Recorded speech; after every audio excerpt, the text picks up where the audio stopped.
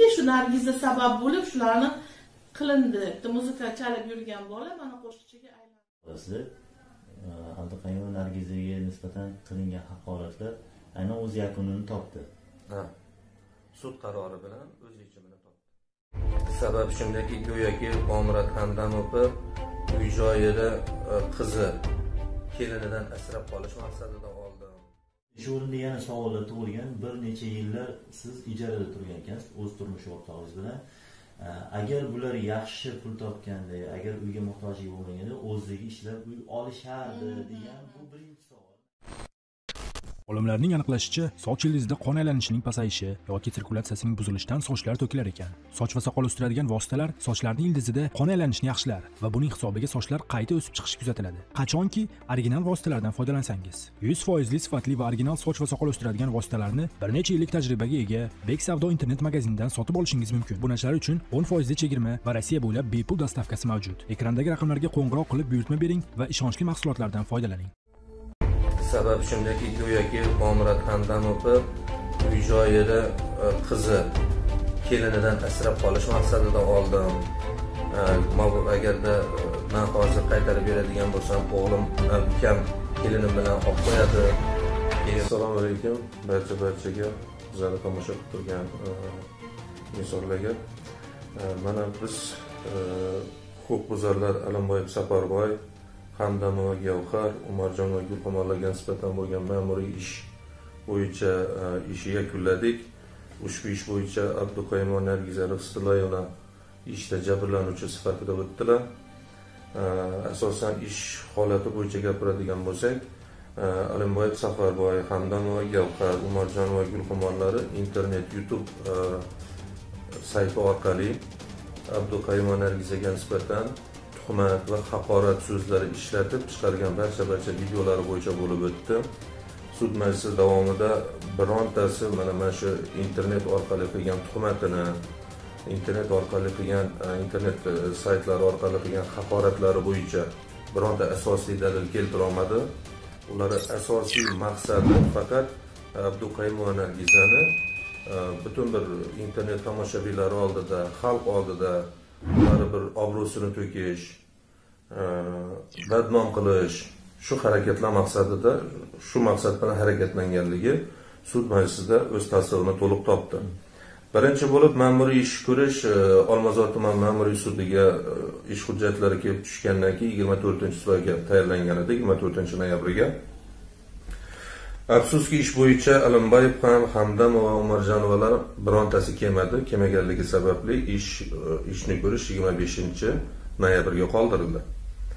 25-noyabr kuni ish ko'rilishini kutib ancha kutib qoldik, biz o'tirdik, lekin o'sha kuni Umarjonova kelmadilar. Lekin ular Umarjonova kelmaganligi sababli sud yana ishni ko'rishi 27-chislga qoldirdi. Sababi 27-noyabr ish bo'yicha oxirgi muddatidir. Sababi jinoyat ishini qo'zg'atish, rad qilish to'g'risida ma'muriy ish hujjatlarida qaror bor edi. O'sha qarordan kelib chiqib muddat belgilanganda 27-chislo oxirgi kun bo'lishi kerak edi. O'sha 27-chisloga qoldirildi. Ming afsuski, o'sha 27-chislo kuni ham Hamdamova va Gavhar umuman sud majlisiga kelmadi. Kelmagan bo'lsa-da, sud ular ishtirokisiz ko'rib chiqishini lozim deb topdi. Hamda ish holatini to'liq o'rganib, ish holati yuzasidan o'zini qiziqtirgan barcha savollarga javobni olib, sud tomonidan qaror o'qib eshittirildi. Unga ko'ra Alimboyev Safarboy aka O'zbekiston Respublikasi Ma'muriy javobgarlik to'g'risidagi kodeksining 40-41-moddalari bilan, Umarjonova 40-41-moddalari bilan hamda Hamdamova Ma'muriy javobgarlik to'g'risidagi kodeksi 41-moddasida nazarda tutilgan huquqbuzarlikni sodir qilganlikda aybli deb topildilar. Alimboyevga eng kam bazaviy hisoblash miqdorini 1 baravar miqdorida, Umarjonovaga 3 baravar hamda Hamdamovaga 3 baravar miqdorida, ya'ni 669 ming so'm miqdorida ma'muriy jarima jazosi tayinlandi. Endi bu holat yuzasidan mana hammamizga ma'lumki, internet saytlari orqali juda katta shov-shuvlarga sabab bo'ldi bu holatlar. Sabab shundaki, go'yoki Bomurod Hamdamovni uy joyida qizi kelinidan asrab qolish maqsadida oldim.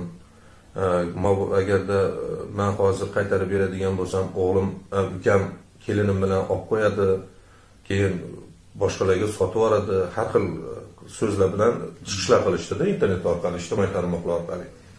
Lekin mana bizga sud qaroridan, sud protsessida o'tgan holatlardan ma'lum bo'lishicha, aslida bu yerda uy-joy uchun kurashayotgan yoki uy-joy uchun jonini berishga tayyor turgan Abduqayumova Nargiz emas. Aslida butunlay buni teskarisi bo'lib, o'sha Hamdamova Gavhari o'zi ekanligi bu holat yuzasidan ma'lum bo'ldi. Chunki o'sha aynan uy-joy masalasi bo'yicha mahallada yig'ilish qilingan vaqtda ham hattoki dadamga tegishli uyni men qaytarib bermayman degan holatlar bo'ldi. Lekin Bomurod Hamdamov aytdilarki, uy-joy meniki, o'zim mehnatim. Qizim menga qaytarib ber degandan qaytarib bermayman degan holatlarga gapirib o'tdilar. Endi menimcha sir bo'lmasa ham kerak, hozirgi kunda bu uy-joy holati bo'yicha Olmazor tuman ichki ishlar tergov bo'limi tomonidan jinoyat ishi qo'zg'atilib, tergov harakatlari ketmoqda.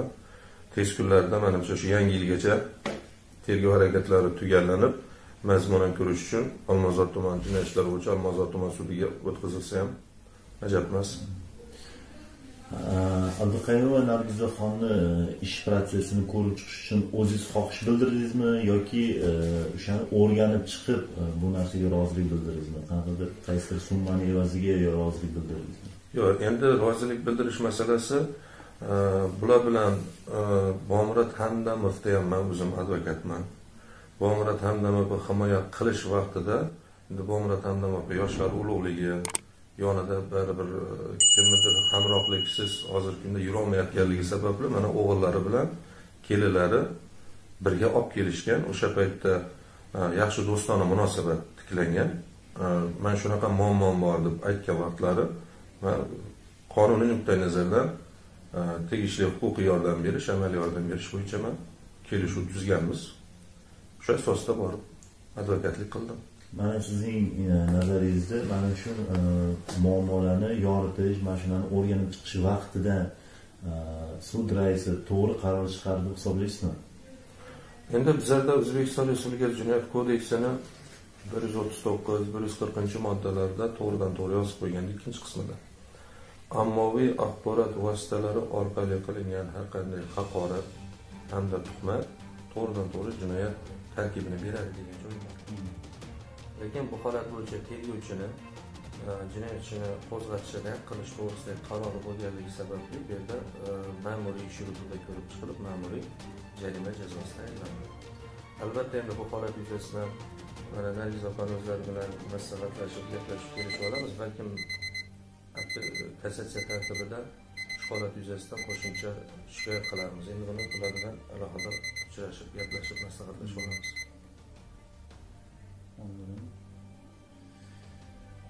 Endi mana shu protsessni siz o'rganib chiqib sudgacha bo'lgan, ya'ni sudni qarorigacha bo'lgan vaqt qancha vaqt ketdi sizga?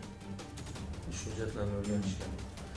Endi bu video roliklari boshqasini ijtimoiy tarmoqqa har kun qo'yilgan vaqtdan men ko'rib kelganman. Undagi har bir aytilgan so'z, holatlar men uchun aniq edi. Fakat ish hujjatidan men ma'muriy ish hujjatidan ko'rgan holatim qanday tartibda qaror qabul qilinganligi,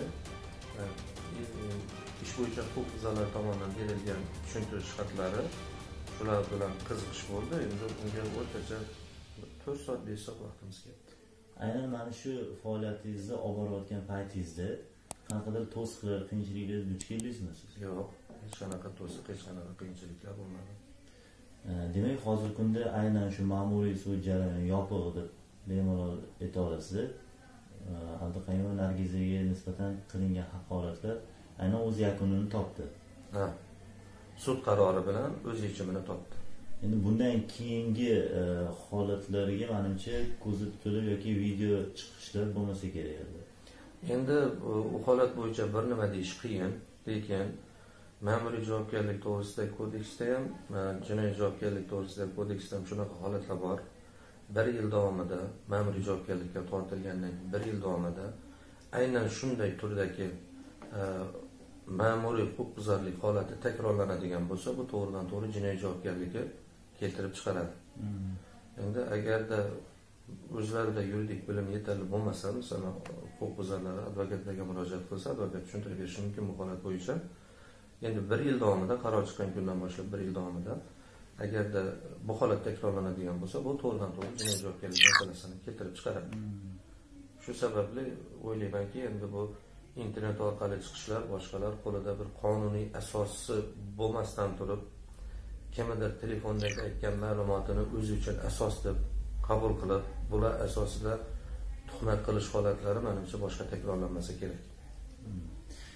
Aynan hozir mana shu ma'muriy sud jarayoni yakunlandi.